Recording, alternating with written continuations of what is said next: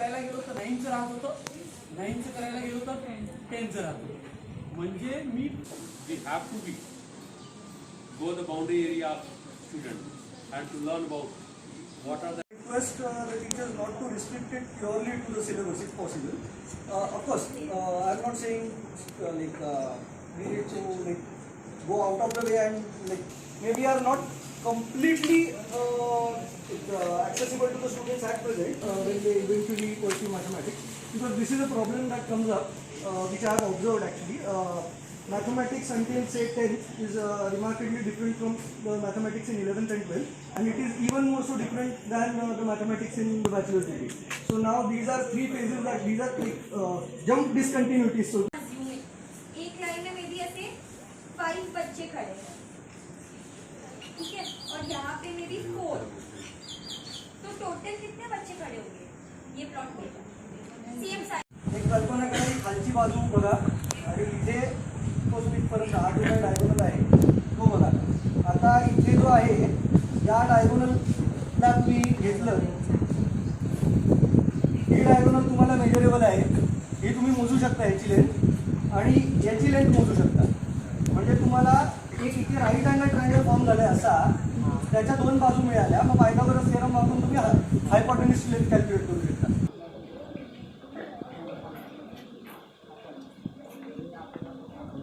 This is a cylindric shape.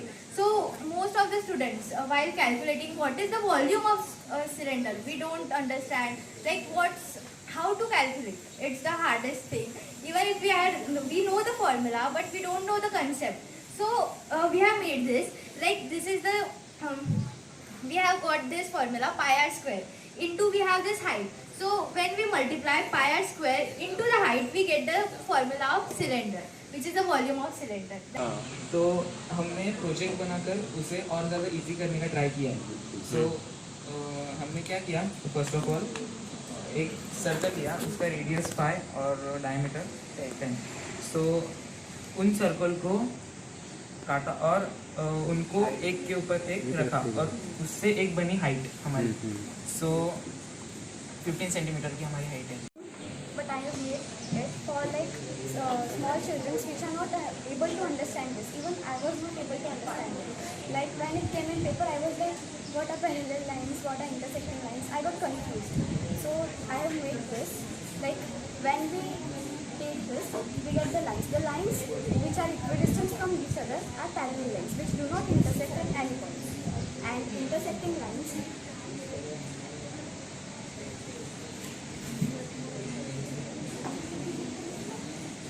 are the lines which intersect at any one point, and the distance in them goes on decreasing, and then again it gets increased.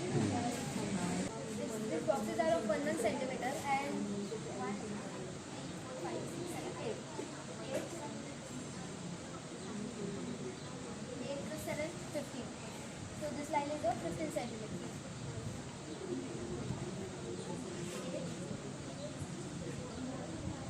8 plus 2, 10. So this is 10 plus 15 into 10, 30. 15 times 150. So from this, small students are not able to find the area of rectangle. So they can count this rectangles of 1 centimeter and they can find the area of rectangle. So एक बार by heart हो जाएगा, बार बार करेंगे भूल जाएंगे, लेकिन खुद करके देखने के लिए आपको सिंपल सी चीजें, जैसे 11th 12th में हम लॉग बुक यूज करते हैं, ना, सिंपल सा हम लोग जैसे सर्कल ड्रॉ किया, कोऑर्डिनेट ज्योमेट्री देखा होगा तुमने, निर्देशांक घूमती. अगर हमने सर्कल ड्रॉ किया, सर्कल ड्रॉ करने के बाद सर्कल में राइट एंगल ट्रायंगल ड्रॉ किया, राइट एंगल ट्रायंगल ड्रॉ करने के बाद धागा लेते हैं ना, थ्रेड से उसके सेंटर से जितना भी हम आगे पीछे उसको घुमाएंगे उसका डिस्टेंस मेजर करने का, ठीक है. और आपको ये पता है कि साइन थीटा क्या होता है, अपोजिट अपॉन हाइपोटेन्यूज.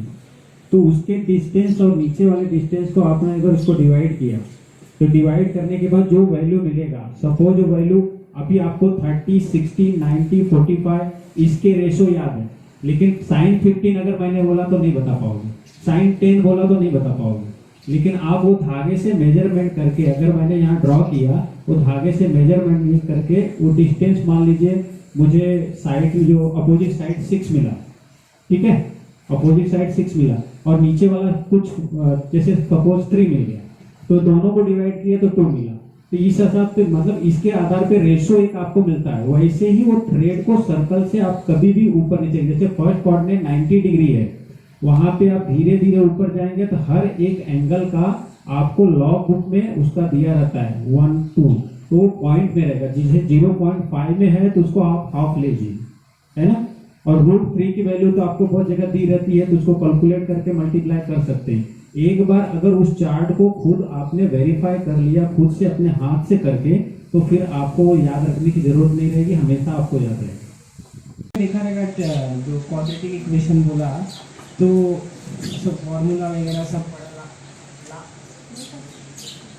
लास्ट में वर्ड प्रॉब्लम रहते हैं ना, तो आप देखोगे वहीं पे तो यूज है, वहाँ पे क्वेश्चन ऐसे पूछे गए हैं कि किधर यूज है उसका, तो क्वेश्चन को आप ध्यान से समझोगे तो उसका एप्लीकेशन वहाँ पे पता चलता है। ट्रिग्नोमेट्री में भी आप देखोगे कि ये बिल्डिंग इतनी दूर है और उसके टॉप पे देखते तो ये एंगल बनता है, तो बताओ उस बिल्डिंग की हाइट कितनी है। तो वो जो वर्ड्स प्रॉब्लम देखोगे आप, तो वहाँ पे एप्लीकेशन हर चैप्टर का दिखेगा आपको, बस आपको सोचना अरे ये है एप्लीकेशन। तो मैथ्स ये नहीं है फॉर्मूला याद किया, वैल्यू पुट किया, निकाल दिया वैल्यू, आंसर दे दिया, ये मैथ्स नहीं है। वो फॉर्मूला कैसे आया ये मैथ्स है। तो अगर आप फॉर्मूला समझोगे कि ये फॉर्मूला आया कैसे है, तो आपको ये दिक्कत नहीं है कि ये फॉर्मूला वगैरह, और वही मैथ्स है। मेन मैथ्स वो है, अप्लाई करना मैथ्स नहीं है। फॉर्मूला बना कैसे, काम कैसे कर रहा है, वो मैथ्स है। रियली यूजफुल, मतलब बच्चों को स्टडीज़ के अलावा भी लाइफ में क्या करना है वो सारी चीज़ें पता चल रही है। Otherwise there are so many students in city, they live in city but still they don't know how to do bank transactions and all of that stuff. They are still confuse कि कैसे करते हैं, क्या करते हैं। Bank में जाके कोई और दूसरा होगा तो उनको पूछेंगे प्लीज़ ये बताओ, हेल्प कराओ। So it's a good initiative.